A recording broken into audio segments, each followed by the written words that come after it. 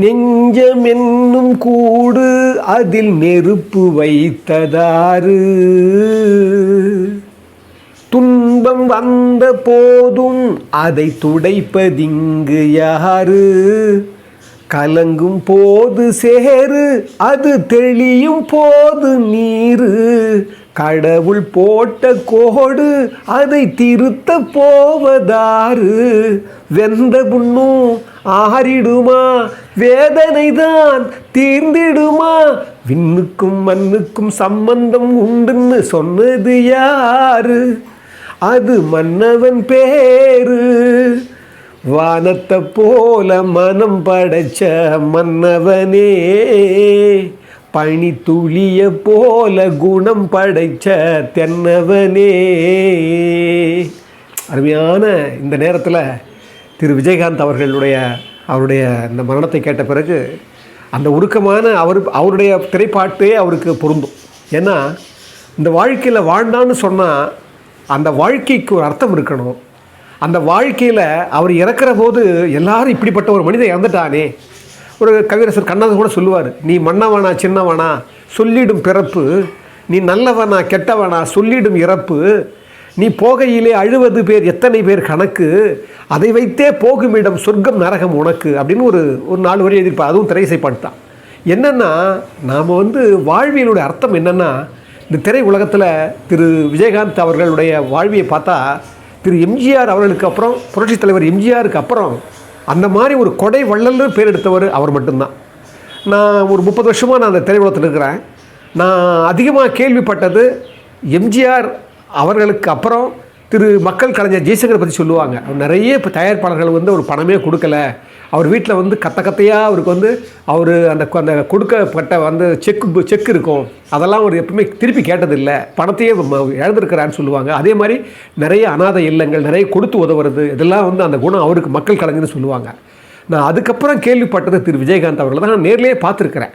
ஒரு கள்ளழகர்னு ஒரு படம், நான் திரு தங்கர் பச்சான் அந்த படத்தினுடைய கேமராமேன், கள்ளழகர்னு ஒரு படம், அதுக்காக நாங்கள் மதுரை போய் பார்க்குறோம். அங்கே போய் பார்த்த உடனே ஒரு 1/2 மணி நேரம் பேசிகிட்டு இருக்கிற உடனே அவருடைய உதவியாளர் கூப்பிட்டு அவர் சொல்லலாம், உங்களுக்கு சாப்பாடு அரேஞ்ச் பண்ணு, அதை பண்ணு இதை பண்ணு சொல்லலாம். ஆனால் அவரே உங்களுக்கு என்ன வேணும் உங்களுக்கு என்ன வேணும் உங்களுக்கு என்ன வேணும்னு கேட்டு யாருக்கு என்னென்ன வேணும்னு அவரே ஆர்டர் பண்ணுறாரு. அவரே ஃபோன் பண்ணி ஆர்டர் பண்ணுறாரு.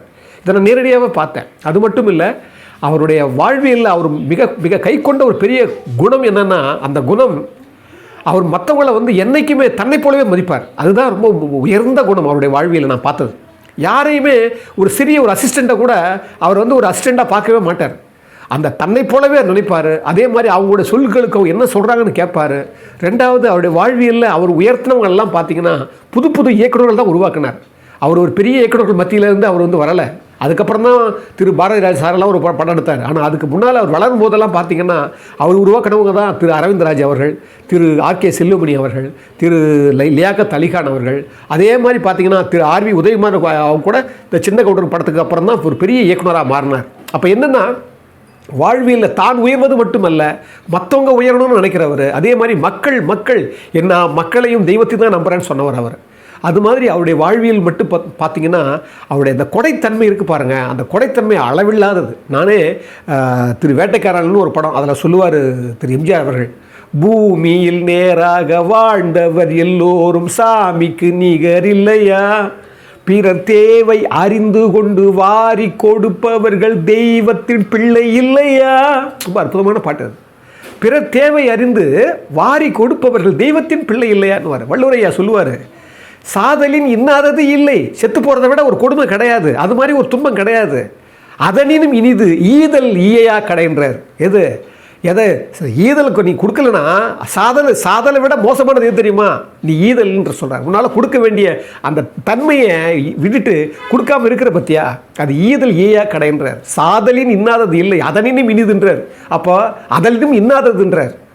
சாதலின் இன்னாதது இல்லை அதனினும் இன்னாது ஈதல் ஏயா கடை அப்படிங்கிறார். அப்போ என்னென்னா, நாம் கொடுக்க பழகணும், கொடுத்து வாழணுன்ற ஒரு பெரிய தன்மையை உருவாக்கினவர். அதை போலவே அவருடைய வாழ்வியலில் நீங்கள் பார்த்தீங்கன்னா அவருடைய அரசியல் கூட பாருங்கள், தனிப்பட்ட ஒருவனாக மக்கள் மேலே அவருக்கு தன்னுடைய செல்வாக்கை பயன்படுத்தி ஒரு நேர்மையை பயன்படுத்தி தனக்குள்ள இருக்கிற அந்த உண்மையை பயன்படுத்தி அந்த உண்மையின் வழியாகவே தான் அவருக்கு அவ்வளோ துணிச்சல் வந்தது. கொடுக்குறவங்களுக்கு தான் அந்த துணிச்சல் வரும். கொடுத்து கொடுத்து கொடுத்து கொடுத்து மகிழ்வர்களுக்கு தான் அந்த மக்கள் மேலே இன்னும் அதிகமாக பாசம் வரும். அந்த ஒரு குணமே அவர் என்ன பண்ணிடுச்சுன்னா, மக்கள் மேலே ஏதாவது நம்ம செய்யணும், நம்முடைய ஆற்றலையும் நம்முடைய அந்தஸ்தையும் நம்முடைய கௌரவத்தையும் நம்முடைய புகழையும் அவங்களுக்கு நம்ம பயன்படுத்தணும்னு சொல்லி ஒரு திட்டம் வகுக்கிறாரு. அந்த திட்டம் பலிதமாகுது. முதல்ல சாதாரண ஒரு எம்எல்ஏவாக வராரு, அது சுயேட்சை எம்எல்ஏ வராரு. அடுத்த 5 ஆண்டுகளில் 2014 அவர் நீங்கள் பார்த்தீங்கன்னா 2011 அவர் ஒரு எதிர்க்கட்சி தலைவராகவே மாறிடுறாரு.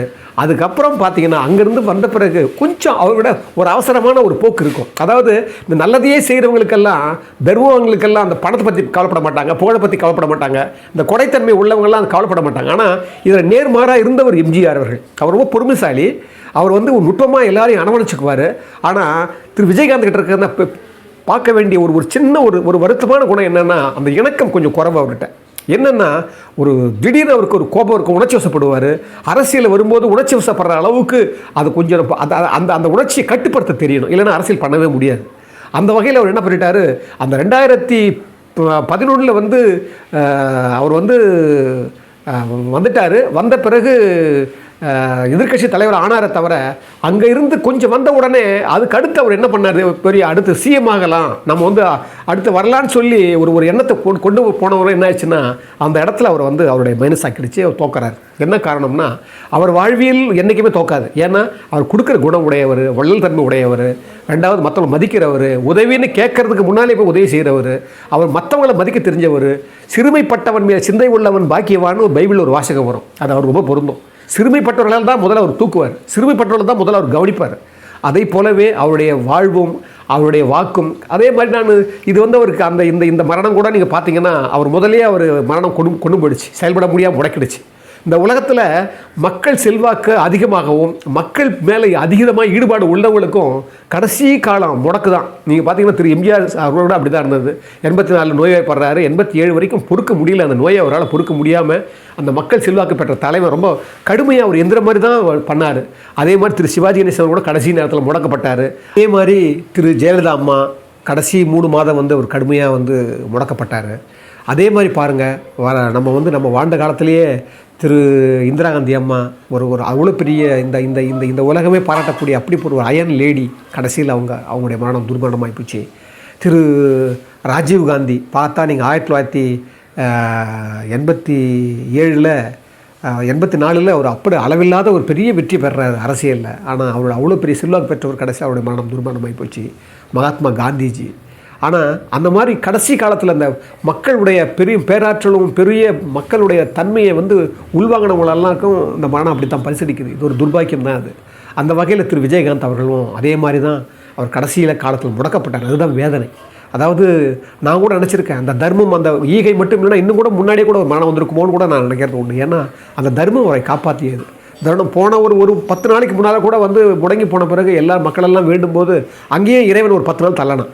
அப்போ என்ன தோணுதுன்னா, மனிதர்களுக்கு இந்த புகழ் தான் இனிமேல் அவருடைய அந்த புகழ் செல்வாக்கும் அந்த புகழும் இந்த மக்கள் மேலே வச்ச அந்த மனிதாபிமானம் தான் அது என்றைக்குமே அவருக்கு ஒரு பெரிய அவருக்கு ஒரு பாதுகாப்பாக இருக்கும். அவர் பேர் அழியாது. ஏன்னா கொடைத்தன்மை இருக்குது, கொடுக்கறதுக்காகவே பிறந்தவங்க. அதனால தான் வள்ளுவரையா சொல்லுவார், நச்சப்படாதவன் செல்வம் நடுவூருள் நச்சு மரம் பழுத்தற்றுன்னு சொல்லுவார். ஒரு விஷமரம் எங்கே ஒரு நடுவூரில் இருந்தால் அது யாருக்கு பயன்பெறாது. ஆனால் இவரை பொறுத்த வரைக்கும் பயன்மரம் உள்ளூர் பழுத்தற்றால் செல்வம் நயனுடையான் கண்படின் அப்படின்னு சொல்லுவார். அதாவது ஒப்புரவர் இது சொல்லுவார். ஒரு நல்ல பழுத்த மரம் நடுவூரில் பழுத்த மாதிரி விஜயகாந்த் ஐயா அவர்களெல்லாம் அவருடைய சாவோ அவருடைய மரணமோ அவருடைய இறப்போ ஒன்றும் இது சாதாரணமாக போயிடாது. அவங்களுடைய புகழும் அவங்களுடைய பெருமை என்றைக்கு நினச்சிருக்கோம். இதெல்லாம் பின்னால் வர்ற எங்கள் சினிமாவில் இருக்கிற எல்லா நடிகர்களும் எல்லா இயக்குநர்களும் பின்னால் வர என்னை போன்ற சினிமாவில் இருக்கிறவங்களாம் அடிக்கடி அவங்க நினைவு கொண்டு வரணும். அப்போ தான் அது உண்மையான அந்த மனிதனுடைய வாழ்வியல் பரிமளிக்கும்னு சொல்லி கடைசியில் ஒன்றே தான் தோணுது. வாழ்ந்தவர் கோடி மறைந்தவர் கோடி மக்களில் மனதில் நிற்பவர் யார், மாபெரும் வீரர் மானம் காத்தோர் சரித்திரம் தனிலே நிற்கின்றார். இவர் சரித்திரத்தில் நிற்கிறாரு, சரித்திரம் நிற்க போகிறாரு, என்ன சரித்திரம் நிற்பார்.